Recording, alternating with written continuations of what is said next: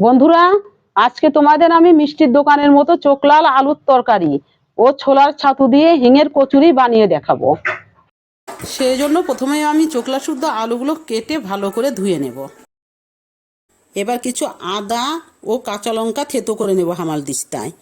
এবার কিছু মশলা ভেজে গুঁড়ো করে নেব।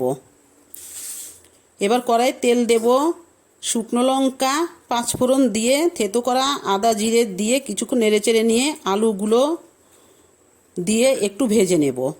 এবার পরিমাণ মতো লবণ হলুদ দিয়ে একটু নেড়েচেড়ে নিয়ে একটু কাশ্মীরি লঙ্কার গুঁড়ো দেব, দিয়ে ভালো করে একটু কষিয়ে নেব।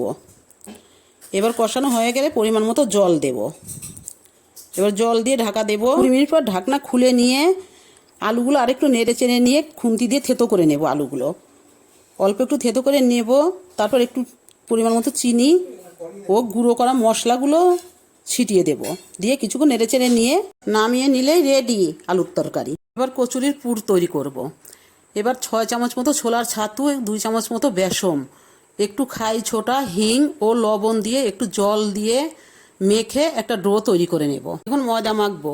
একটি পাত্রে 500 গ্রাম মতো ময়দা নেব, অল্প একটু চিনি লবণ ও সাদা তেল দিয়ে ভালো করে ময়াম দেব। এবার অনেকক্ষণ ময়াম দিয়ে দেখো ময়দাটা কত সুন্দর মোলাম হয়ে এসছে। এবার জল দিয়ে ময়দাটাকে একটা ডো তৈরি করব। এবার মেখে রাখা ময়দাটাকে সুন্দর করে লেচি কেটে নেব। এবার লেচিগুলোকে গোল করে ভেতরে পুরটাকে ভরে দিয়ে মুখটা ছিল করে নিয়ে ময়দা ভরিয়ে বেলে নেব। এবার কড়াইয়ে তেল দিয়ে তেলটা গরম হয়ে গেলে এক এক করে কচুরিগুলো ভালো করে ভেজে নামিয়ে নেব। দেখো বন্ধুরা কেমন ফুলছে। কচুরিগুলো কিন্তু খুবই নরম, একদম সফট হচ্ছে। এভাবে তোমরা বানিয়ে খাবে, দেখবে ভীষণ টেস্টি লাগবে।